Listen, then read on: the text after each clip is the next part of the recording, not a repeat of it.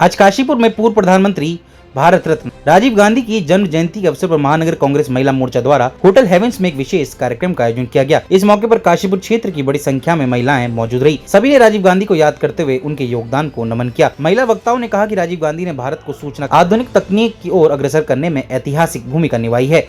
कार्यक्रम की अध्यक्षता महिला मोर्चा अध्यक्ष पूजा सिंह ने की। इस दौरान डॉक्टर दीपिका गुड़िया, इंदु मान समेत कई वरिष्ठ महिलाएं कांग्रेस उपस्थित रहीं और सभी ने एक सुर में संकल्प लिया कि राजीव गांधी के आदर्शों पर चलकर समाज और देश हित में काम करते रहेंगे। आप भी देखिए वीडियो। भारत बहुत आगे निकल गया होता, लेकिन फिर भी उन्होंने जो काम किए और जो छूट भी गए, आज उसकी परिणति हम देख रहे हैं कि हमें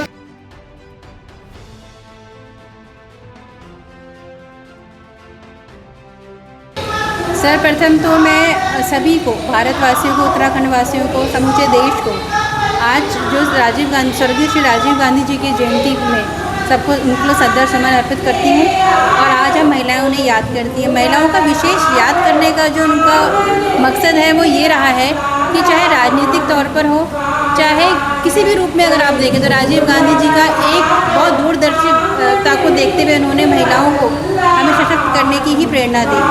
चाहे आप राजनीति में अगर आज आप महिलाओं को देख रहे हैं 33% आरक्षण, ये भी उन्हीं की देन थी। चाहे वोट में उम्र की जो एक सीमा उन्होंने तय करी थी, वो भी राजीव गांधी की शुरुआत थी। आज का बच्चा जो कल का भविष्य है, आज अगर आप देखेंगे क्लास 1 से लेकर 12th से आगे तक कंप्यूटर कंपलसरी हो गया है।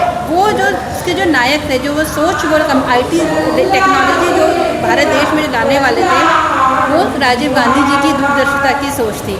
और आज अगर वो हमारे बीच में होते तो ये देश का रूप ही अलग होगा।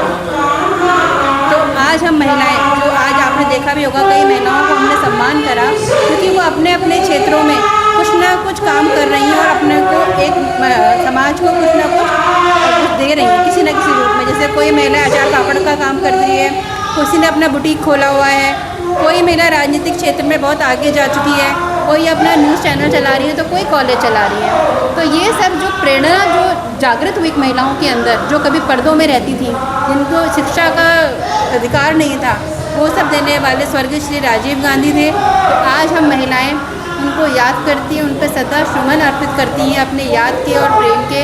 और सभी को आज के दिन, इस दिन को आज सभी महिलाएं बहुत आज दुख भी है कि आज एक बहुत इस प्रकार का नेता जो हमारे देश में बहुत कुछ हमें दे सकता था, अब हमारे बीच में नहीं है। लेकिन कहीं ना कहीं उनकी छवि आज हम उनके बेटे के रूप में, राहुल गांधी जी के रूप में देखते हैं और उनके चेहरे में भी आज वही तेज है जो कभी उनके पिताजी में हमें दिखाई देता है। उसके एक तरह से उन्होंने बहुत अच्छा शुभारंभ हो गया था।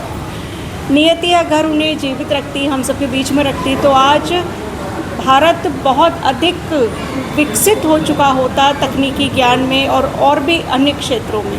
उन्होंने युवाओं के लिए, महिलाओं के लिए जो भी योजनाएं बनाई, वो आज इतनी जीवंत हैं और सबके लिए बड़ी लाभकारी हैं। और सबसे ज़्यादा तो मैं कृतज्ञता उनके प्रति यह इसलिए व्यक्त करूंगी कि उन्होंने आतंकवाद के खिलाफ अपनी जान दी और अपने देशवासियों को सुरक्षित रखा, लेकिन कोई समझौता नहीं किया, बल्कि अपना बलिदान दिया उन्होंने देश के प्रति।